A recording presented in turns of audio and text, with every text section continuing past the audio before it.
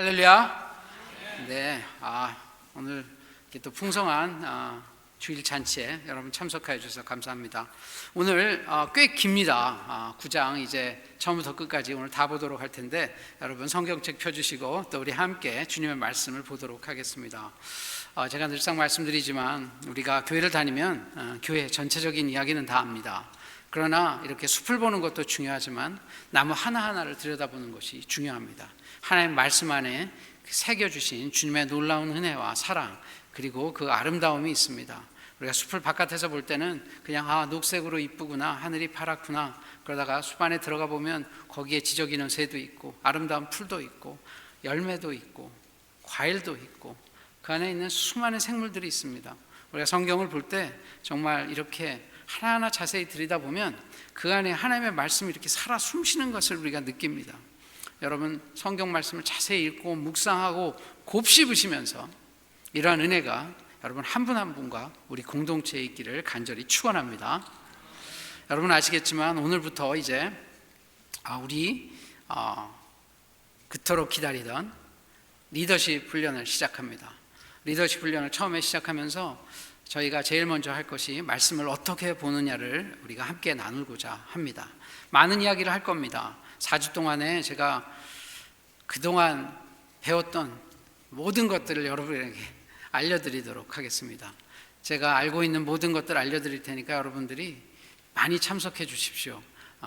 4번 다 못 오시면 그 중에 몇 번이라도 와서 듣고, 또 저만 이야기하는 것이 아니라 전 또 여러분의 이야기를 듣고자 합니다. 여러분이 좋은 의견도 내어주십시오. 이 공동체에 수많은 사람들이 지식과 지혜를 더해서 아버지 하나님께서 원하시는 그런 아름답고 풍성한 교회가 됐으면 좋겠습니다.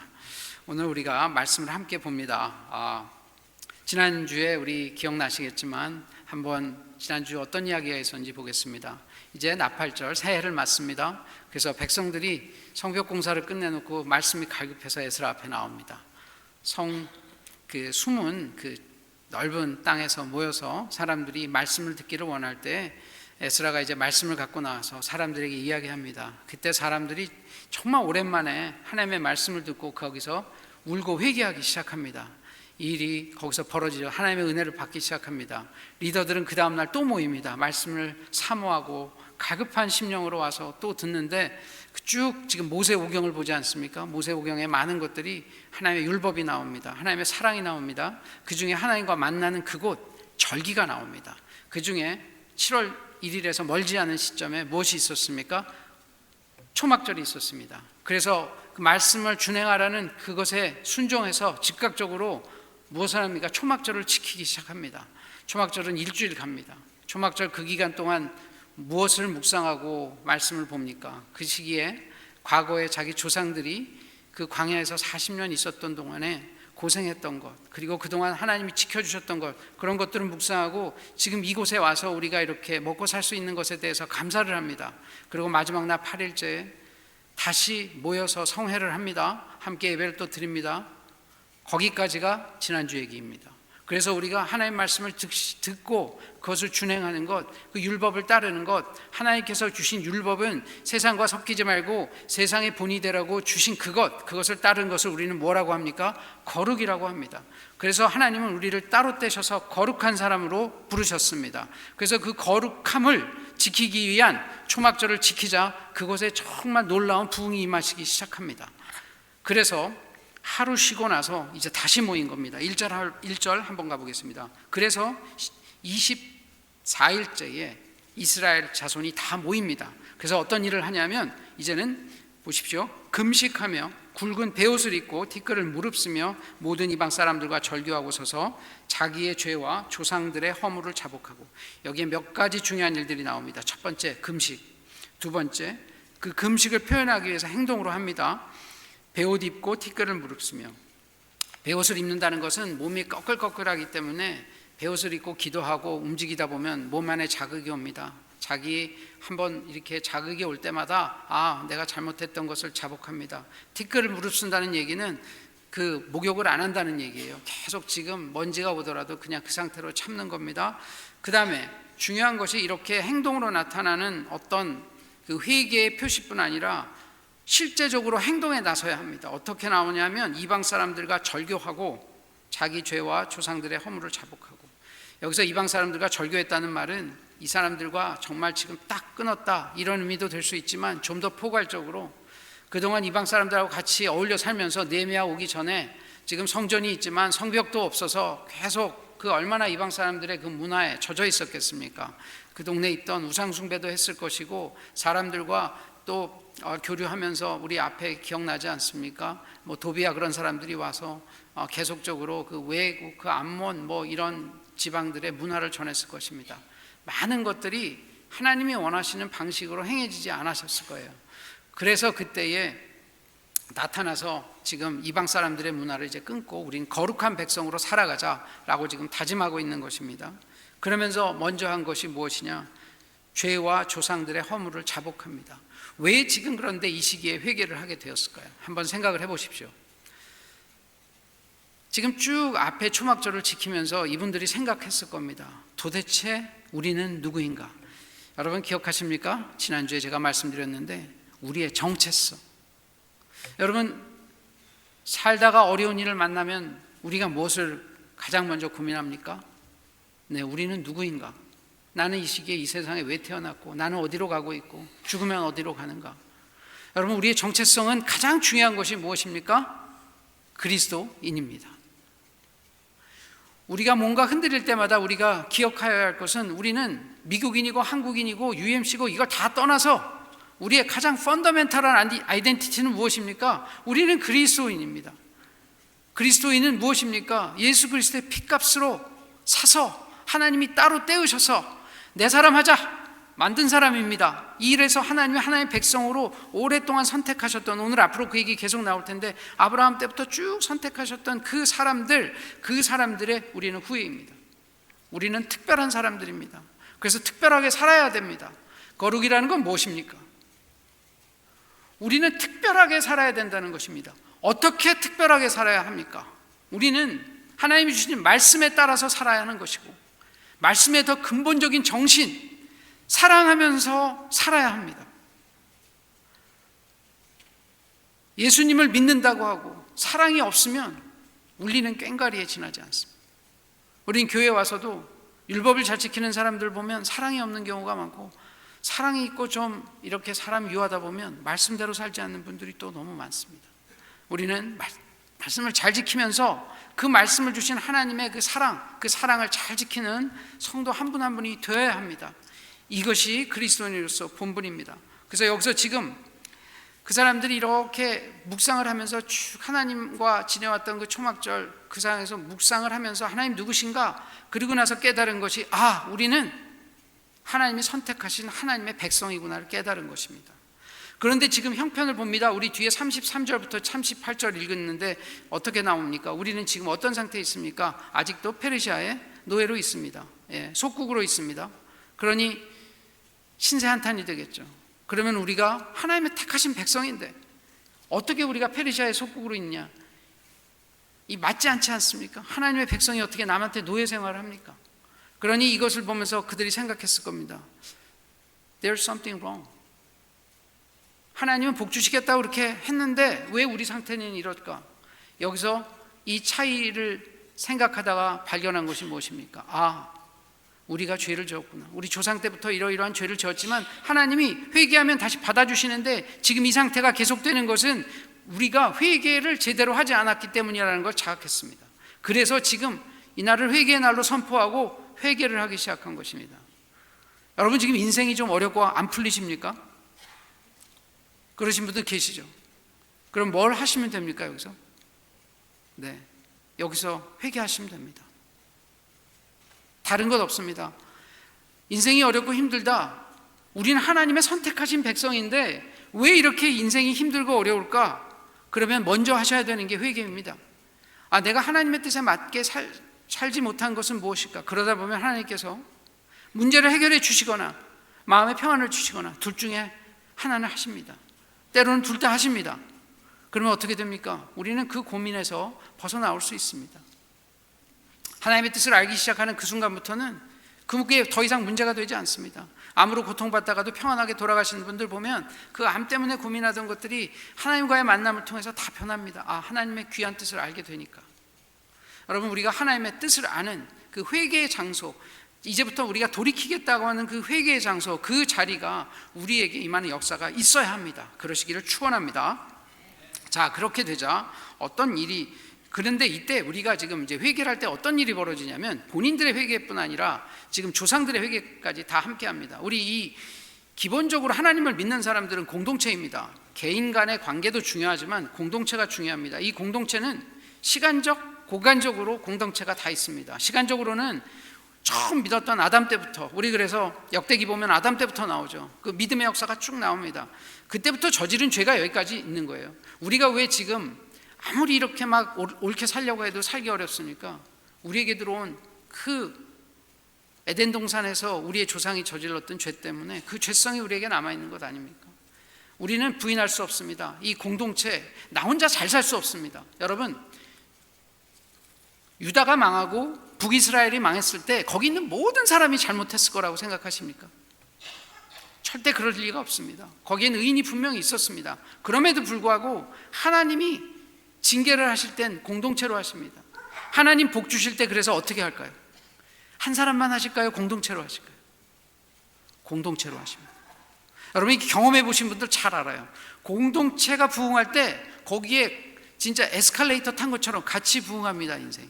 그래서 교회가 사람들에게 주는 게 엄청난 유익이 많습니다. 공동체가 함께 부흥할 때 거기서 느끼는 그 기쁜 마음, 그 정말 표현할 수 없는 그 복, 그것을 그냥 우리가 은혜를 받아들이게 됩니다. 여러분, 저는 제 인생에서 가장 행복했던 시기 여러 번 말씀드렸죠. 제가 처음 하나님을 깊게 만났던 그 한 3, 4년간의 그 시기, 제일 어렵기도 했지만 인생을 다시 한번 돌아가라 그러면 저는 그 시기로 가고 싶습니다. 그때 제일 행복했던 건 교회 생활이었어요. 여러분, 교회는 인간에게 그렇게 기쁨을 줄 수 있더라고요. 우리 교회가 그런 교회가 되면 얼마나 좋겠습니까? 우리 정말 한 분 한 분 그렇게 노력했으면 좋겠습니다. 그래서 지금 여기서 계속 지금 이제 사실 조상의 죄 때문에 지금 이렇게 속국이 되어 있는 상태 아닙니까? 그래서 그 죄를 함께 지금 공동체를 회개합니다. 그래서 우리 교회도 제가 어제도 말씀드리고 일부에서 말씀드렸지만 우리 이렇게 교회가 어려워진 데는 지금 어떤 리더의 문제만이 아닙니다. 공동체 한 분 한 분이 그 안에 조금씩은 역할을 하신 겁니다. 우리의 몸에서 날마다 일정 부분 암세포가 생깁니다. 그러나 암이 다 발생하지는 않습니다. 암세포가 몸이 건강하면 그 암세포를 면역체계가 죽일 수 있습니다. 그래서 암이 생기지 않습니다. 교회에 문제가 많이 있더라도 교회 한 분 한 분이 건강하면 그 교회의 모든 문제를 덮을 수 있습니다. 근데 문제가 이렇게 크게 드러나는 교회들을 보면 무엇이 문제입니까? 교회의 구성원 한 분 한 분이 건강하지 않을 때가 많습니다. 우리 한 분 한 분이 건강해지면 교회에 어떤 어려움이 좀 온다고 하더라도 다 여기서 포용하고 수용할 수 있습니다. 그래서 여러분, 우리는 말씀을 보고 기도하면서 교회의 면역력을 키우는 겁니다. 그래서 외부에서 어떤 도전이 오고 이상한 일들이 있더라도 우리 교회가 그거 다 포용하고 남는 겁니다. 우리가 지금 하고자 하는 것들은 교회의 면역력을 키우는 겁니다. 면역력을 키우기 위해서는 하던 방식을 바꿔야 합니다. 면역력이 그전에 안 좋았다면 교회가 건강해지기 위해서는 이제는 발걸음을 바꿔서 다른 방식으로 해봐야 합니다. 우리가 지금 리더십 트레이닝 하면서 하고자 하는 이 모든 것들의 근본에는 그런 것들이 있습니다. 우리가 어떻게 교회가 건강해질까? 앞으로 좀 더 좋은 교회가 돼서 수많은 사람들에게 복음 전하는 교회가 될까? 하나님께 사용되는 교회가 될까? 이것을 고민하면서 우리가 이번 모임을 같이 하고자 하기 때문에 여러분 많이 참여도 해주시고 이걸 위해서 정말 열심히 기도해 주시기 바랍니다. 자, 우리 3절 가보겠습니다. 그래서 3절에 이 사람들이 제일 먼저 한 일이 있습니다. 우리가 한 일이 지금 이거예요. 첫 번째, 낮 4분의 1, 지금 4분의 1이라고 얘기하면 낮의 4분의 1이죠. 그러니까 낮밤을 나눠서 4분의 1이니까 3시간이죠. 24시간을 낮밤으로 나눠서 3시간입니다. 그래서 첫 3시간 서서 율법책을 낭독했습니다. 3분의 1 동안 3시간 동안 율법책 낭독, 지금 공부하는 겁니다. 성경 공부하는 거예요. 말씀을 듣는 것이고, 낮 4분의 1은 죄를 자복하며 여호와께 경배하는데, 그리고 나서 3시간 또 뭐합니까? 회개하면서 예배하는 것입니다. 지금 어떤 플로우로 쭉 내려오는지 아시겠죠? 지금 회개해야 되는데 제일 먼저 한 것이 아침 시간에 먼저 뭐 합니까? 말씀 봅니다. 말씀을 봐야 뭘 회개할지를 아는 겁니다. 여러분, 기준이 없는데 뭘 잘못했는지 알 수가 없어요. 교통법을 알아야 법규를, 우리 그래서 교통 딱지 띄고 나면은 가끔 벌금 면하게 해주기 위해서 교통법규 다시 가서 배우고 오라고 하지 않습니까? 그래서 말씀을 모르면 회개를 어떻게 하냐면 뭘 회개해야 될지 모르기 때문에 진짜 죄는 회개를 못할 때도 너무 많습니다. 물론 하나님이 또 성령님으로 인도해 주셔서 회개할 수 있지만, 그래서 말씀을 모르는 곳은 계속 전체가 이런 그림이 있다면 일부만 집중하게 됩니다. 그래서 말씀 꼭 공부해야 됩니다. 우리 감리교에서 썬데이 스쿨, 일요일 그 공부하는 것들이 이 감리교에서 시작한 겁니다. 워낙 예배 들어오기 전에 썬데이 스쿨 1시간 하고 들어왔었어요. 전에는, 예전에 미국에서 시작할 때. 그래서 이 썬데이 스쿨 꼭 여러분들 말씀 공부하는 시간을 예배 외에 꼭 가지셔야 합니다. 그래야 우리가 우리의 믿음이 자라고 우리가 점점 더 하나님 닮아가게 됩니다. 그래서 이제 이런 일을 했고, 4절하고 5절은 이제 어떻게 나오냐면, 이제 레위 사람들이 지난번 8장처럼 단에 올라와서 대신해서 크게 이제 여호와 하나님께 부르짖습니다. 회개를 하는 것이죠. 그리고 회개가 끝나고 또 무엇을 합니까? 또 다른 레위 사람들이 5절에 가보면 올라와서 하나님을 송축합니다. 이제 이렇게 준비를 쭉 하는 겁니다. 1절부터 5절까지 우리가 이제 회개하고 이제 말씀 보고 예배하고 준비를 딱 한 다음에 6절부터 본격적으로 이 사람들이 회개의 기도에 들어가게 됩니다. 6절부터 37절, 이 6절부터 37절이 구약에 나와 있는, 구약에 이렇게 구약을 전체적으로 서머리에서 정리해 놓은 구절들이 있는데, 이게 여기서 가장 긴 구절입니다. 그래서 이 6절부터 37절을 읽어보면 구약이 이렇게 정리가 어느 정도 되고, 하나님은 누구시고 인간은 누구인가에 대한 어떠한 전체적인 그 그림이 나타납니다. 그래서 여러분 기억하십시오. 하나님은 누구시고 우리는 누구고, 구약에 역사하셨던 그 하나님의 스토리가 가장 많이 나온 곳이 어디라고요? 9장입니다. 느헤미야 9장을 기억하시고, 기억하셨다가 어려운 일이 있으실 때 하나님이 우리를 어떻게 이끌어 가셨는지 궁금할 때마다 여기를 보시기 바랍니다. 그래서 5절, 6절부터 이제 기도가 나오는데, 이 처음에 어떻게 되어 있냐? 오직 주는 여호와시라. 그리고 쭉 하늘과 그 다음에 여러 가지 하늘, 땅, 바다 모든 것을 지으시고 보존하시오니 모든 천군이 주께 경배하나이다. 지금 하나님의 그 창조의 역사를 기억하고 있습니다. 자, 오직 주는 여호와시라. 이게 굉장히 깊은 이야기입니다. 여러분, 우리가 이 고백을 할 때 꼭 기억하셔야 될 것입니다. 오직 주는, 우리가 주님 그러면 주라는 뜻은 무엇입니까? 나의 주인이라는 뜻입니다. 이 주인이라는 뜻은 왕과 신하의 관계라는 것이죠. 우리는 섬겨야 될 대상이 하나님이라는 뜻입니다. 이게 다시 말하면 십계명 1계명 아닙니까? 나 외에 다른 신을 두지 말라. 우리의 오직 주님은 여호와시라. 여호와는 하나님의 이름입니다. 자, 이 여호와라는 이름 어떻게 나오는지 한번 우리가 생각해 보겠습니다. 처음 모세가 지금 그 자기 동족을 죽이고 광야에 이제 40년 동안 유랑 생활을 하고 있을 때에 하나님께서 호렙산에서, 시내산에서 모세에게 나타나십니다. 그러고는 뭐라고 하냐면, 자, 이제 네가 가서 너희 민족을 구원해라. 그랬더니 모세가 뭐라고 이야기하냐면, 첫 번째는 제가 누구라고 가서 합니까? 두 번째 뭐라고 하냐면, 당신은 누구십니까? 이렇게 물어봅니다. 황당했을 거예요, 모세도. 그렇죠? 갑자기 지금 호렙산에 부르셔서 이 불 가운데 나타나셔가지고 자기 민족을 구원하라고 하니까 모세가 당황하면서 여쭤본 겁니다. 당신은 도대체 누구십니까? 그랬더니 하나님이 뭐라고 얘기하시냐면, 나는 스스로 있는 자니라. 영어로 I am that I am. I am who I am. 나는 나다. 이 이야기 무슨 얘기냐면, 나는 어떻게 설명할 수 없는 존재인데 I am that I am. 또 이게 히브리어 원어대로 좀 더 가면 I am that I will be. 나는 지금도 있지만 영원토록 가는 분이다.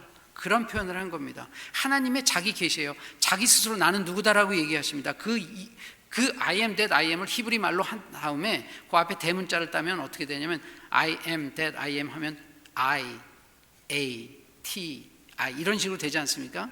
그래서 이걸 히브리 하게 되면 YHWH입니다. 거기다가 주님이라는 아도나이에 모음을 붙여요. 그러니까 어떻게 부르냐면 야훼 이렇게 된 거. 그걸 영어로 음차할 때 어떻게 부른 거냐면 여호와 이렇게 부른 거예요. 저호바. 그래서 복잡하지만 야훼라는 이름은 하나님의 고유 명사이죠. 그 하나님의 고유 명사이고 그 안에는 무슨 뜻이 포함됐냐면 하나님이 누구신가에 대한 그 정의가 포함됐어요. 하나님 누구시냐면 나는 처음부터 있는 자라. 나는 스스로 있는 자니까. 즉 하나님 창조주시다. 그리고 하나님은 계속 영원히 가신다. 하나님의 영속성, 하나님 창조주시고 하나님 영속성이라는 그 말을 포함한 겁니다. 하나님 누구십니까? 하나님 여호와십니다. 여호와는 창조주시고 하나님 영원하신 분이라는 뜻입니다. 그래서 나는 여기서 뭐라고 하냐면 하나님 이름을 부릅니다. 주는 여호와시라. 그분이 어떤 일을 하셨습니까? 창조하셨고 또 뭐까지 하십니까? 보존까지 하십니다. 하나님의 가장 중요한 역할, 하나님이 해주시는 일은 무엇입니까? 하나님이 창조하셨고 모든 만물을 보존하십니다. 그래서 나중에 예수 그리스도께서 어떤 그 위임을 받습니까? 만유를 하나님께 위임받지 않습니까? 그래서 우리가 예수 그리스도 동일한 하나님으로 믿지 않습니까? 하나님의 워낙 하시는 일은 창조하시고 그것을 지키시는 일입니다. 그 하나님을 지금 경배하는 것입니다. 그리고 나서 그 다음에 어떤 일이 나오냐면 가보겠습니다. 그 다음 절 7절에 또 한 번 고백합니다. 주는 하나님 여호와시라. 다시 한번 고백하는 겁니다. 주님, 제가 지금 이 기도하는 당신은 하나님이시자 우리가 경배하는 바로 그 창조주이시고 영원하신 분이십니다 해놓고 놀라운 일이 벌어집니다. 여기서 갑자기 옛적에 아브라함을 선택하시고 갈대아 우르에서 인도하여 내시고 아브라함이라는 이름을 주시고, 자, 그 광대하시고 위대하신 하나님이 한 사람을 찾아옵니다. 아브라함을 찾아옵니다. 지금 여기서 어떻게 바뀌는 거냐면 엄청난 하나님을 찬양하다 그 하나님이 슉 하고 한 분을 딱 찾아오십니다. 아브라함을 찾아오십니다. 이 엄청난 존재가 한 개인 앞에 딱 쓰는 겁니다. 누구를 찾아왔습니까? 아브라함을 택한 겁니다. 갑자기. 그래서 갈대아 우르 저 이라크 끝에서 불러내셔갖고 너는 앞으로 열국의 아비가 되라. 그래서 아브라함으로 이름을 바꾸시고 지금 그 얘기를 하는 겁니다. 여러분, 이것 정말 광대한 우주를 지으시고 돌아가시지 않고 평생 영원히 지속하시는 그 하나님이 여러분을 찾아오신 적이 있습니까? 여러분, 우리의 믿음은 어디서 시작하는 거냐? 여기서부터 신앙생활을 시작되는 것입니다.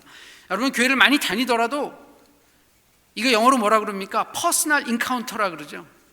우리는 한국말로 하니까 그거 어떻게 해야 되냐면 인격적 만남이라고 하는데 사실 이 인격이라는 표현이 그닥 마음에 들지 않아요. 어떻게 표현해야 맞습니까? 개인적으로 하나님하고 만난 경험, 그 경험이 있으면 믿음이 거기서부터 시작되는 거고, 그 경험이 없으면 사실 믿음에 자라는 게 굉장히 더딥니다. 근데 문제는 이게 하나님 사이드에 있는 게 아니에요. 그 다음 한번 가볼게요. 어떻게 되어 있는지 8절에 나옵니다. 그의 마음이 주 앞에 충성됨을 보시고 그와 더불어 언약을 세우사 쭉 가나안 족속 땅을 그의 씨에게 주리라 하시더니 그 말씀대로 이루셨사오매 주는 의로우심이로소이다. 자, 하나님이 찾아오셨는데 똑똑똑 녹화하십니다. 그런데 아브라함이 반응하는 겁니다. 여러분, 아브라함만 반응했을까요? 여러분, 그런 생각 해보셨어요? 하나님이 어떤 사람만 탁 쳐가지고 그 사람만 딱 해서 했을까요? 그렇지 않습니다. 많은 사람에게 하나님 녹화하셔요. 우리 요한계시록 보면 나오지 않습니까? 하나님 누구에게나 똑똑하시네. 반응을 안 하는 거예요, 사람들이. 그래서 여기서 마음이 주 앞에서 충성됨을 보시고, 이 충성됨이라는 표현이 지난번에 우리 7장 2절에 하나냐가 충성했다. 그래서 그게 영어로, 아니 히브리어로 에메트 얘기했죠. 이게 진실이라는 표현도 있고 진리라는 표현도 있다고. 즉 이게 어원적으로 같은 아망이라는 뜻입니다. 아멘, 에메트, 아망, 아마나, 이게 다 같은 진실, 충성, 믿음, 거의 같은 표현들이거든요. 자, 지금 무엇입니까? 우리가 아브라함 얘기할 때 믿음의 아버지라고 얘기하지 않습니까? 무슨 이야기냐면 아브라함의 믿음을 보시고, 아브라함의 믿음을 봤다는 얘기는 무슨 얘기냐면 떠나라고 하니까 그냥 떠났다, 그런 얘기입니다. 순종했다는 얘기입니다. 그걸 보시고 그와 더불어 언약을 세우십니다. 떠나는 걸 보시고 저기 갈대아 우르 땅에서 쭉 떠나서 하란을 거쳐서 이스라엘까지 오는 이 과정을 통해서 하나님이 이 사람의, 아브라함의 이 믿음과 충성을 보시고 언약을 세워서 그때 어떤 약속을 합니까? 너의 자손들을 통해서 이 가나안 땅을 주겠다고 약속하시더니 그 말씀대로 430년 이후에 여호수아가 가나안 땅에 들어갈 때 이 말씀을 이루셨습니다. 그래서 어떻게 찬양합니까? 주님은 의롭습니다. 주님은, 이것도 비슷한 얘기예요. 주님 신실하십니다. 주님은 약속을 지키시는 분입니다. 이렇게 이야기하는 겁니다.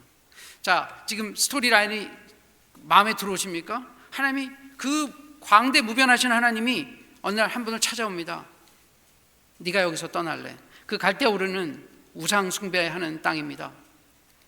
거기서 아브라함의 아버지 데라는 우상 만들던 사람이에요. 그 사람을 불렀는데 아브라함과 그 아버지가 순종해서 어쨌든 떠납니다. 이것을 보시고 그와 더불어 언약을 세우고, 그리고 너의 씨와 를 통해서 내가 내 땅으로 들어가게 해서 나의 나라를 만들겠다고 했는데 그 약속을 하나님 지켰기 때문에 의롭다고 이야기합니다. 자, 우리가 창세기 12장에 이 언약이라는 단어, 영어로 covenant, 히브리 말로 베릿이라고 합니다. 그래서 언약이라는 건 이렇게 돌을 탁 컷오프 해갖고 잘라서 양쪽에 동일한 문구를 넣어서 이렇게 서로 하나씩 갖습니다. 그래서 이 언약을 베다, 이런 표현이 원어적 표현이에요. 그런데 이 베다라는 말에 놀라운 의미가 있습니다. 그래서 우리가 한번 이 아브라함에게 어떤 복을 주셨고 어떤 언약을 했는지 한번 창세기 12장 한번 가보겠습니다. 창세기 12장에 가보면 어떻게 그 아브라함을 부르시고 복을 주시냐면, 여호와께서 아브라함에게 이르시되 너는 여기를 네 고향을 떠나서 내가 네게 보여줄 땅으로 가라. 그래놓고 어떻게 말씀하시냐면, 내가 너로 큰 민족을 이루고 네게 복을 주어 네 이름을 창대하게 하리니 너는 복이 될지라. 너를 축복하는 자에게 내가 복을 내리고 너를 저주하는 자에게는 내가 저주하리니 땅의 모든 족속이 너로 말미암아 복을 얻을 것이라 하신지라. 자, 지금 보면은 어떤 복이 있습니까? 첫 번째는 너의 자손이 큰 민족을 이루겠다. 지금 아브라함이 100살 가까이 됐는데 애가 없는데 이런 약속을 하셨습니다. 첫 번째는 자손에 대한 약속이죠. 두 번째는 땅을 약속하셔요. 땅을 주겠다고 약속하십니다. 자, 하나님 나라를 만드는데 주권, 그 다음에 국민 영토죠. 국민, 아브라함의 씨를 선택하셨어요. 그리고 가라고 한 그 가나안 땅으로 지금 사람들을, 그 아브라함의 그 자손을 통해서 거기서 나라를 만들려고 지금 그 약속을 하시는 겁니다. 그러나 하나님께서 어떤 약속을 더 하시냐면, 첫 번째는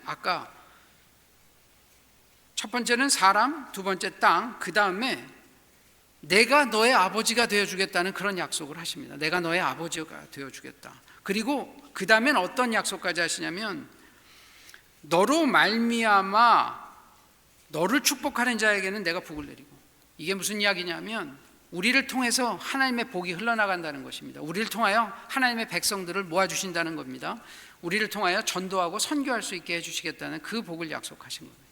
그러니 지금 우리가 갖고 있는, 교회가 갖고 있는 모든 사명이 이 아브라함에게 주신 첫 번째 복 안에 다 들어있는 겁니다. 내가 너의 아버지가 되어주겠다. 내가 너의 구원자가 되어주시겠다는 거죠. 두 번째, 내가 너에게 땅을 주겠다. 내가 너에게 자손으로 하나님 백성 되게 하겠다. 그리고 너를 통하여 하나님의 사명을 이루실 거다. 모든 이 언약이 그 이후에 쭉 모세와 다윗과 그리고 예수 그리스도까지 쭉 동일한 언약, 변하지 않으시는 하나님, 영원토록 변하지 않으시는 하나님이 동일한 언약을 다른 방식으로 하고 계시는 것입니다. 그리고 이것은, 우리는 누굽니까? 우리는 접붙여진 아브라함의 씨입니다. 우리가 예수 그리스도로 접붙여진 아브라함의 씨죠. 그러니까 이 동일한 약속이 누구에게도 임하는 것입니까? 네, 우리에게도 임하는 것입니다. 우리에게도 땅을 주시고 우리에게 자손 주시고 우리 하나님의 백성이 되게 해주시고 하나님 우리 아버지 되시는 것이고 우리 통해서 수많은 복음이 전파되게 하시는 겁니다. 그리고 나서 15장에 이 약속을 어떻게 하시냐면, 한번 보겠습니다. 그 창세기 15장 한번 띄워주실까요? 그때 이제 어떤 이야기가 나오냐면 9절 10절에 이렇게 여호와께서 그에게 이르시되 나를 위해서 3년 된 암소와 3년 된 암염소와 3년 된 숫양과 산비둘기와 집비둘기 새끼를 가져올지니라. 아브라함이 그 모든 것을 가져다가 그 중간을 쪼개고 그 쪼갠 것을 마주 대하여 놓고 그 새는 쪼개지 아니하였으며, 그리고 가서 저기 17절 한번 보겠습니다. 해가 져서 어두울 때 연기나는 화로가 보이며 타는 횃불이 쪼갠 고기 사이로 지나더라. 그날에 여호와께서 아브람과 더불어 언약을 세워 이르시되 내가 이 땅을 애굽 강에서부터 그 큰 강 유브라데까지 네 자손에게 주노니. 자, 지금 이 장면이 뭐냐면 우리가 어떤 약속을 맺거나 계약을 하게 되면 계약서가 있어야 하지 않습니까? 그래서 계약서도 하고 우리가 보통 사람과 약혼하고 결혼하면 결혼 반지도 끼고 하지 않습니까? 지금 언약식을 지금 하나님과 아브라함이 하는데 어떻게 하냐면 지금 이 방식으로 하시는 겁니다. 여기 어떻습니까? 재물을 놓고 아까 메릿하고 컷오프 한다 그랬죠.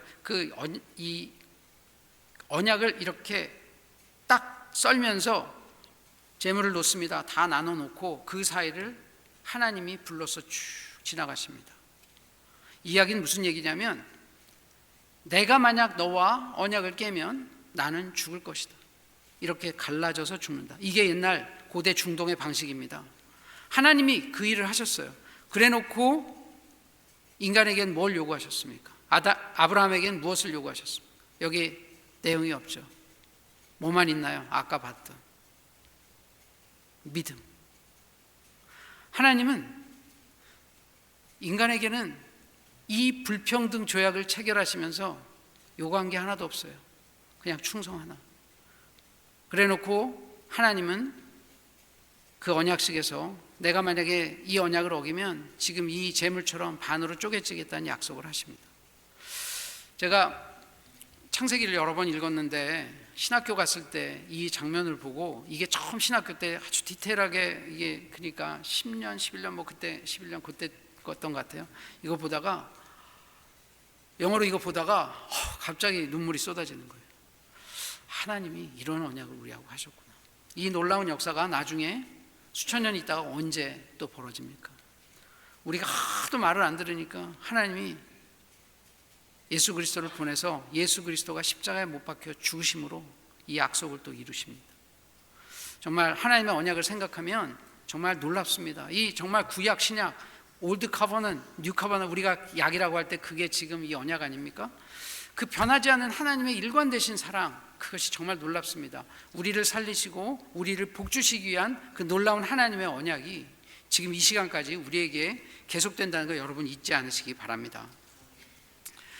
그래서 또 하나 여러분 그 다음 이제 11절 12절에 가보면 이제 9절부터 한번 쭉 보면 이제 그 백성들이 이제 요셉 때문에 애굽에 갔다가 애굽에서 이제 오래 살면서 숫자는 늘었지만 모르는 백성들 때문에 이제 계속 이 노예 생활을 하게 됩니다. 그래서 9절, 10절, 11절, 12절에서 어떠냐면 그 백성들이 이렇게 하나님 살려달라고 부르짖으니까 하나님께서 이들을 애굽에서 이렇게 빼내오십니다. 출애굽을 시키시죠.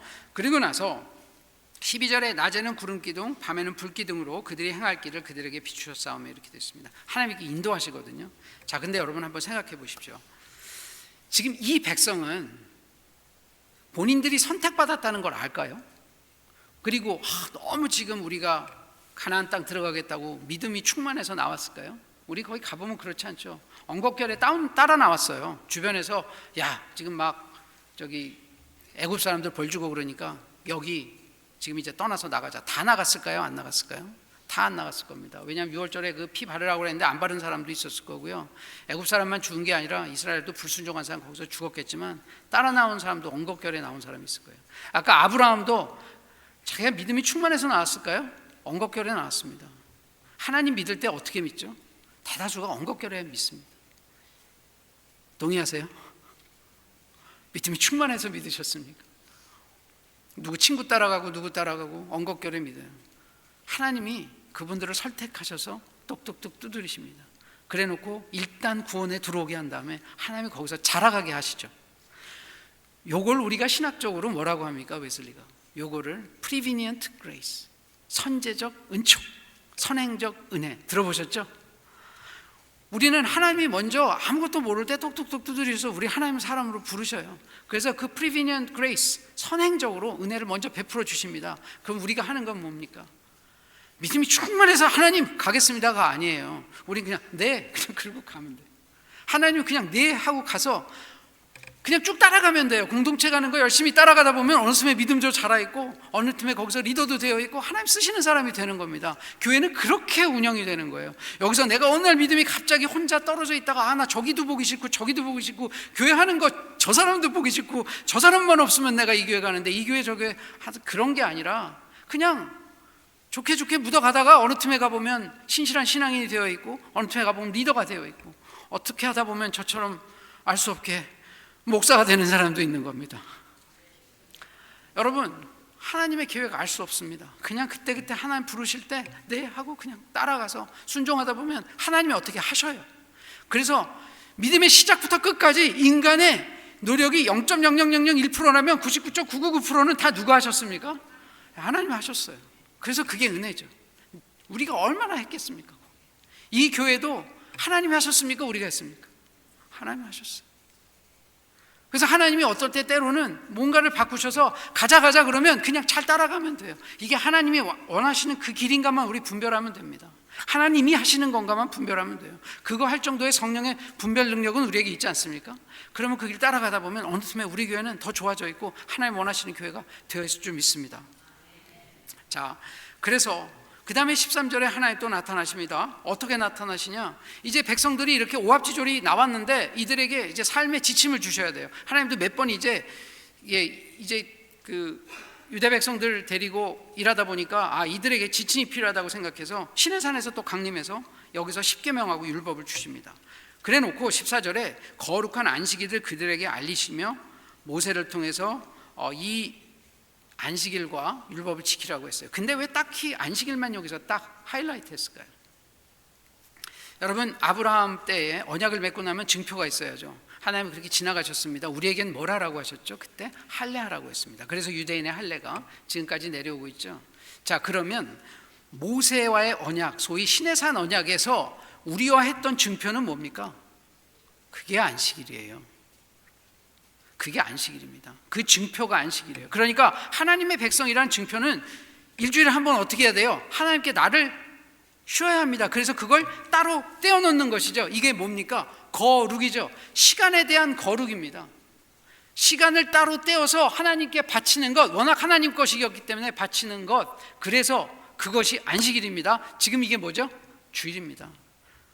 이 주일은 최대한 하나님과 다시 만나서 교제해야 합니다. 어떻게 합니까? 영적으로도 육적으로도. 육적으로도 쉬어야 하고, 우리가 종업원이 우리한테 있으면 그 사람들도 쉬게 해줘야 되고, 그 다음에 영적으로도 그때 말씀 보면서 해야 됩니다. 그래야 어떻게 됩니까? 하나님 안에서 회개해서 하나님과 관계가 다시 회복되고, 더 중요한 건 우리가 어떻게 됩니까? 리차지 됩니다. 배터리가 다시 충전이 돼야 돼요. 수많은 사람들이 배터리가 충전 안 된 상태에서 자꾸 나가죠. 그냥 어떻게 됩니까? 나가면 백전백패예요. 이 가장 근본적인 것은 무엇입니까? 주일을 주일답게 안 지키는 데 있어요. 세상이 바빠집니다. 놀러 나갈 일이 많아요. 그리고 교제할 일도 많아요. 그러니까 일요일 날 예배만 딱 1시간 보고 정말 정신없이 뛰어나갑니다. 그거 해야 되거든요. 그러니 어떻게 됩니까? 충전이 안 된 상태에서 나가니까 그 다음 주에 어떻게 됩니까? 죄 더 많이 짓게 되고, 인생은 죄 많이 지을수록 어떻게 됩니까? 하나님한테 점수가 깎여요. 그 점수 깎인다는 얘기가 뭐냐면 인생에 하나님이 창조하신 위대한 포텐셜이 있습니다. 누구나. 제가 가끔 학생들한테 그래요. 이제 하나님 믿는 사람들이 와서 저는 꿈이 이건데 하나님의 꿈이 여긴 것 같아요. 하나님 잘 믿어봐봐. 하나님의 꿈은 우리의 꿈과는 비교가 안 돼. 여러분, 지금 잘 되신 분들은 하나님의 꿈은 그보다 워낙 더 컸어요.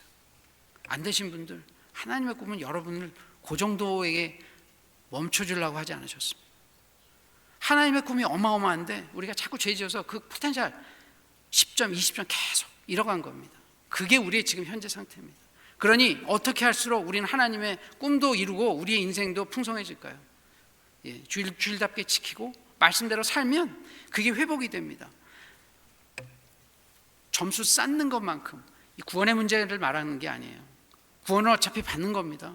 그러나 인생을 살면서 얼마큼 풍성하게 우리가 하나님의 복음을 들고 내 인생이 풍성해지고 남에게 그 복음을 전하고 사랑스럽게 살 수 있느냐는 그 하나님과의 퀄리티 타임, 하나님과 지낸 그 시간, 그게 정확하게 필요합니다. 여러분 동의하세요? 하나님 말씀이 내 안에 많이 들어와서 내가 변해서 내가 사는 그 기간만큼, 그것만큼 살아있는 시간이고 나머지 시간은 죄에 물들어 있는 시간이기 때문에 죽은 시간이에요. 하나님 나라에서는 그 시간이 카운트돼서 그 사람에게 그게 쉽게 말하면 배터리 레벨입니다. 그 배터리가 크면 클수록 가서 할 수 있는 일이 너무너무나 많아요. 줄 수 있는 것도 많습니다. 배터리가 충전되면 본인도 행복해. 우리는 이런 삶을 살기 위해서 주일답게 지켜야 합니다. 그리고 더 해서 평일에도 하나님과 교제하는 시간을 가져야 합니다. 자, 그리고 15절 가보겠습니다. 그런데 이러한 사람들에게 율법을 주고 했는데 이제 이 사람들이 이걸 잘 지킵니까? 안 지키죠. 벌써 금방 교만하고 또 거기서 불순종하기 시작합니다. 그런데 하나님은 어떤 분이십니까? 그들을 치지 않고 지금 이 안에 그 광야에 있지만 이들을 끊임없이 보호해 주십니다. 물론 워낙 계획은 한 1년 반 만에 들어가 있는 거였는데 40년이나 거기 있으면서 꾸준히 훈련을 시키시죠. 그래서 하나님의 성품이 여기 잘 나타나 있습니다. 17절 가보시면 주께서 어떤 분이십니까? 자, 이게 하나님의 성품을 가장 길게 잘 나타낸 구약 절이에요. 주께서는 용서하시는 하나님이시고 은혜로우시며 긍휼히 여기시며 더디 노하시며 인자가 풍부하심으로 그들을 버리지 아니하셨나이다. 시편에는 이런 얘기가 많이 있죠. 그러나 구약의 다른 편들에서 이렇게 하나님에 대해서 디테일하게 하나님이 어떤 분이시냐를 설명한 곳이 없어요. 이게 하나님의 핵심입니다. 결국은 뭐죠? 하나님 사랑이시라는 뜻입니다. 하나님 사랑이셔요. 그래서 우리를 바로 징계하지 않으시고 오래 참으십니다. 자, 그리고 나서 그런데 하나님 참으시니까 인간이 또 어떻게 합니까? 18절 가보니까 송아지 부어 만들고 그 다음에 하나님을 모독하고 그 다음에 그럼에도 불구하고 하나님은 크신 긍휼로 광야에 버리지 아니하시고 구름 기둥과 불 기둥으로 19절에 인도하시고 또 주의 선한 영을 주사 가르치시며 만나와 물을 주시고 21절 가보면 40년 동안 기르시되 부족함 없게 또 기르셨어요. 또 하나님 또 참으신 겁니다. 지금 우상 숭배하고 십계명 다 어기는데 또 참으셨어요. 그럼에도 불구하고 하나님은 참으셨는데 그 다음에 22절부터 24절 5절 가보겠습니다. 그러고 나서 그럼에도 불구하고 하나님이 이 사람을 데리고 어디에 들어가게 하셨습니까? 약속하신 땅을 줍니다. 하나님이 이러신 분이에요. 아까 아브라함 때 약속하신 땅 430년 후에 여기서 주셔서 들어가게 합니다. 그리고 아까 말씀하신 것처럼 그 광야 생활을 지나는 동안에 사람이 죽지 않아요. 아니, 죽었지만 숫자가 줄지 않습니다. 민수기에 가보면 60만 명으로 시작해서 또 60만 명으로 또 들어가게 하시죠. 그래서 그 수많은 사람들을 데리고 거기에 말씀하신 땅으로 들어가게 해서 24절에 어떻게 되어 있냐면 그 자손이 들어가서 어떻게 되어 있습니까? 땅을 차지하되. 자, 하나님 약속을 이루셨습니까? 안 이루셨습니까? 아까 복을 보면 내 자손을 많게 하고 그 다음에 땅을 주시겠다고 했죠. 그리고는 거기에 있는 그 풍성한 열매들과 그 젖과 꿀을 먹게 하셔서 25절에 어떤 고백을 합니까? 주의 큰 복을 즐겼사오나. 근데 26절에 또 어떻게 됩니까? 거기서 계속 또 순종하지 않고 거역합니다. 그래서 사사기가 나타나죠. 사사기에서 계속 사이클이 오죠.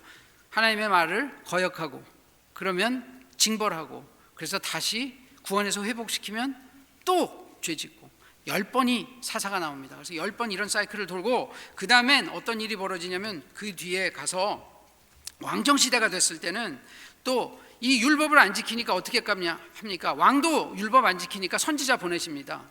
고속도로 막히니까 국도 통해서 선지자 또 보내셨는데 선지자 죽입니다.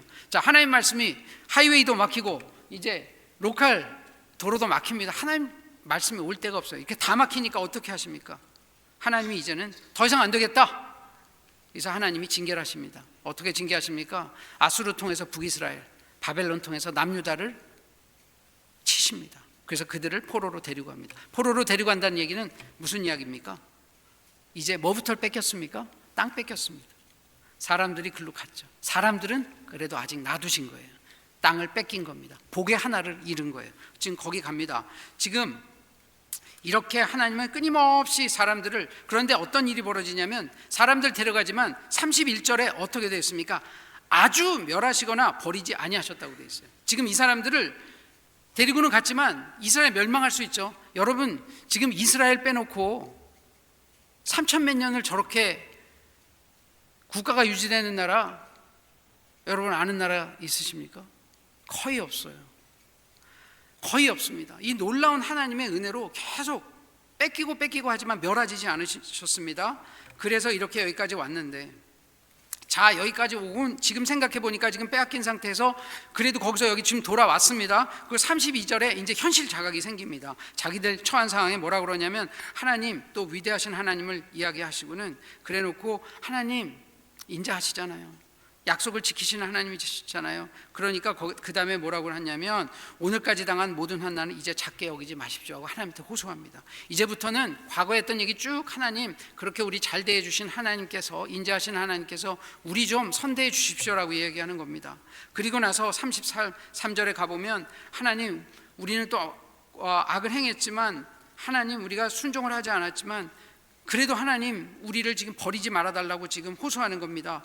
그래서 지금 현실은 그러나 35절에 어떻게 돼 있냐면 주께서 베푸신 복과 자기 앞에 주신 넓고 기름진 땅을 누리면서도 주를 섬기지 아니하고 악행을 그치지 아니하였다. 그렇게 하시면서 그렇게 이야기하면서 뭐라고 하냐면 36절에 다시 얘기합니다. 우리가 오늘날 종이 되었는데 땅도 뺏기고 지금 우리가 종살이하고 있는데 하나님 근데 이게 얼마나 지금 한번 보십시오.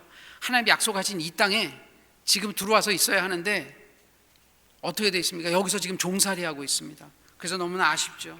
그래서 마지막에 뭐라고 합니까? 37절에 우리의 곤란이 심합니다. 그래서 이제 다시 38절에 뭐라고 이야기하냐면 언약을 세워서 기록하고 방백들과 레위 사람들과 제사장들 리더들이 다 임봉하였느니라. 무슨 이야기냐면 하나님 우리가 하나님이 그 언약하셨던 그것을 다시 한번 이렇게 하나님 기억하여 주시고 우리에게 은혜를 베풀어 달라고 지금 호소하는 겁니다. 상황을 아시겠죠? 지금 우리 이 상황은 지금 많은 것을 잃고 이 고통 가운데 있으면서 마지막 하나님께서 이 땅에서 그 대적만 물리쳐 주시면 되기 때문에 마지막 회개를 하면서 하나님의 그 언약을 다시 상기시켜 드리는 겁니다. 자, 여러분 우리 지금 우리 상황을 한번 보겠습니다. 이 놀라우신 하나님이 이 교회를 세우실 때 언약을 주셨을 겁니다. 그 언약이 지금 어떻게 돼서 우리가 좀 곤란을 겪고 있습니다. 이 상황에서 우리는 무엇을 해야 합니까? 하나님의 언약을 다시 상기시켜 드리는 겁니다. 그 위에 다윗의 언약을 통해서 예수 그리스도의 피값으로 산 그 언약을 하나님께 다시 상기시켜 드리는 겁니다. 하나님 우리를 긍휼히 여겨주시고 우리에게 다시금 은혜를 허락하시고 이 교회를 회복시키시고 부흥시키시고 한 사람 한 사람 있는 이 분들 가운데 이 시온 성도 가운데 다시 한번 하나님을 섬길 수 있는 기가 막힌 기회를 달라고 우리가 하나님께 계속 회개하고 기도하고 예배하고 말씀 보아야 합니다. 여러분 이런 놀라운 하나님의 은총이 우리 교회 성도님들 한 분 가운데 있기를 간절히 축원합니다.